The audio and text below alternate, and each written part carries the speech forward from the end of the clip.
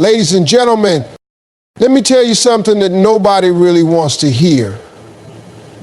Success ain't about talent, it ain't about luck, and it sure ain't about waiting for the right time.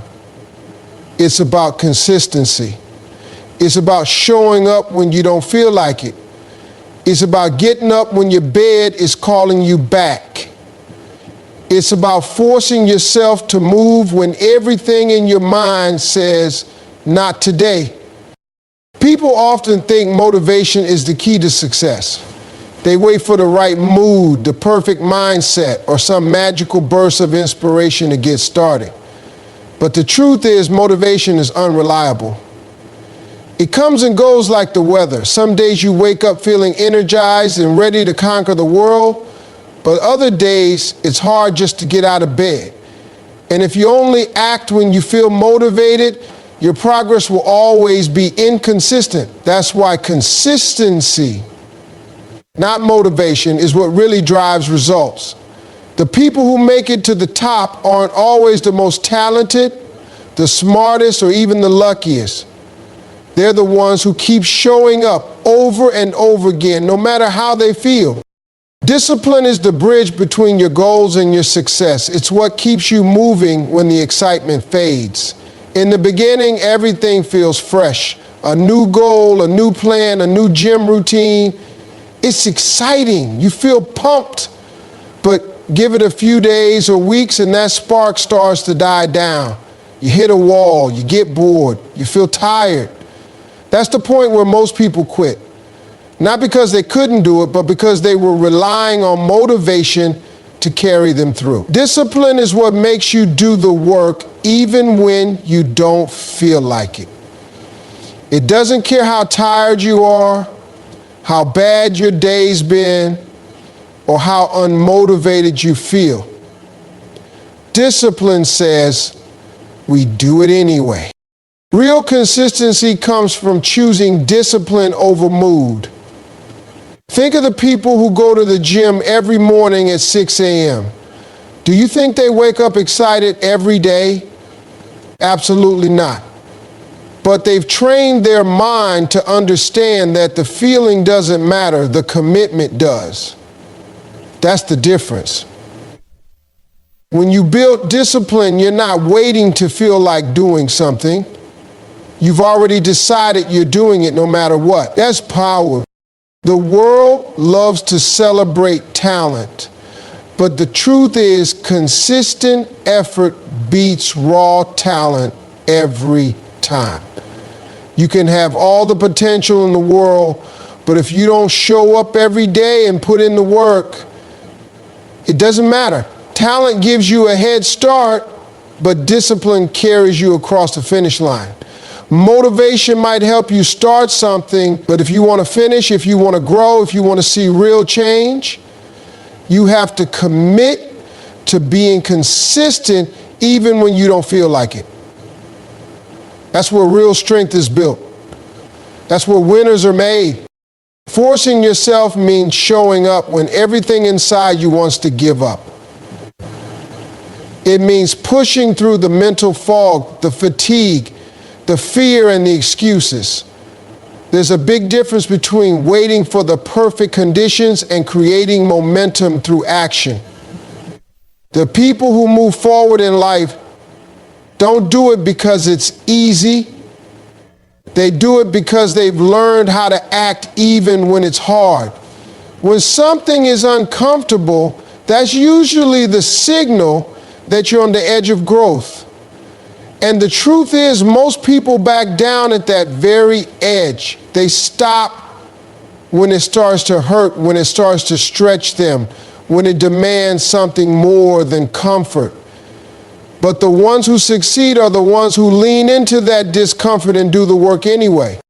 Forcing yourself doesn't mean ignoring your limits. It means refusing to let your emotions dictate your discipline. It means saying, I don't feel like it, but I'm doing it anyway. It's easy to take action when things are going your way, when your energy is high, when people are supporting you. But what about the days when you're tired, when you're stressed, when no one is clapping for you. That's when forcing yourself becomes necessary. That's when you build mental toughness. You train yourself to move forward without needing permission from your feelings. Uncomfortable moments are where most people retreat. You want to stay in bed, you want to skip the workout, you want to avoid the difficult conversation, procrastinate on the task, or delay the decision. But if you keep listening to those comfort-seeking thoughts, you'll stay stuck in the same place. Forcing yourself through discomfort is not punishment, it's growth. It's how you rewire your brain to understand that fear and resistance don't get to be the boss. Every time you do something hard, especially when you don't feel like it, you strengthen your character. You prove to yourself that you are capable of more than your mind tells you. There will never be a perfect time. There will never be a moment where you suddenly feel fearless, focused, and full of energy every single day. That's why forcing yourself matters. It means you stopped waiting and started building. It means you're treating discipline like a muscle, and just like in the gym, it only grows when it's tested. Most breakthroughs in life don't come during comfort. They come after you force yourself to keep going, through discomfort, through self-doubt, through resistance. It's not about being superhuman. It's about making a choice every day to rise above your excuses, even when it's hard, even when it's messy, even when it's uncomfortable. The people who make a real difference in their own lives are the ones who do it anyway. We live in a world obsessed with big moments, grand achievements, viral success, overnight fame. But what people don't see and often don't want to talk about is the quiet work that happens behind the scenes day in and day out. Real success doesn't happen in a single moment. It's built slowly, steadily, and quietly through small daily efforts. The little things you do every day, even when they seem insignificant, begin to stack up. Over time, they become habits. And those habits, when practiced consistently, become the foundation of long-term success. It's not the one big effort that changes your life. It's the repeated daily choices you make when no one is watching. Success is less about intensity and more about consistency. You can go all out for one day, work 12 hours, read 100 pages, or run 10 miles. But if you don't show up again the next day, that big burst of energy loses its value. On the other hand, if you commit to just 1% improvement each day, reading 10 pages, running 1 mile, practicing a skill for 30 minutes, and do it consistently, the impact will be far greater over time. Those small actions compound. It's just like putting money into a savings account with interest. It may not look like much at first, but give it time and it grows exponentially. The power of compounding is one of the most underestimated forces in personal growth. Most people quit because they don't see immediate results. They plant the seed, water it for a few days, and when nothing sprouts, they walk away. But growth doesn't happen on your timeline. It happens on nature's timeline, quietly and visibly, and only when you stick with it long enough. The early stages of progress are often the slowest, and this is where most people give up. They don't realize that the real transformation is happening beneath the surface. Every day that you show up, even when it doesn't look like much is changing, you are laying another brick. Eventually, those bricks form a foundation. Eventually, the wall gets built. And eventually, you look back and realize just how far you've come. Big goals can be overwhelming. They can paralyze you because they feel so far away. But when you break them down into small daily tasks and focus on just completing that one small step each day, it becomes manageable. And when you string those small wins together day after day, that's when the momentum builds.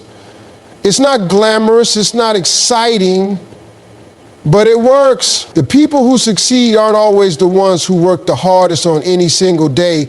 They're the ones who never stop working, even just a little, every day. Small daily efforts may not feel powerful in the moment, but over time, they are unstoppable. Growth doesn't happen in comfort zones. It happens when you push yourself beyond what feels safe and familiar. If you only act when everything feels easy, then you are limiting yourself to a small circle of experiences that won't stretch your mind, your skills, or your character. Growth requires challenge, discomfort, and sometimes even failure. It demands that you step into the unknown, risk embarrassment, and work through frustration. The truth is, if you're only doing what feels easy, you're probably stuck in a routine that's keeping you from becoming your best self. The very things that feel hard are often the things that push you forward the most. It's natural to want to avoid struggle. We are wired to seek pleasure and avoid pain. But this instinct, while useful for survival, can be the enemy of progress. When you avoid discomfort, you avoid growth. You miss opportunities to learn, to adapt, and to build resilience. Life doesn't hand out growth on a silver platter. It forces you to earn it. And you earn it by taking on tasks that make you uncomfortable, by facing fears that make your heart race, and by embracing challenges that test your limits.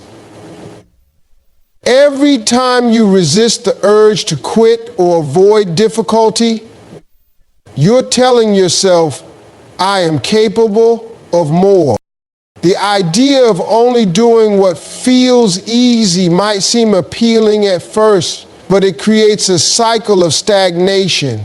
It's like staying in a small pond instead of swimming out to the ocean. You never experience the waves, the currents, or the vast possibilities. You keep doing the same things over and over, hoping for a different result.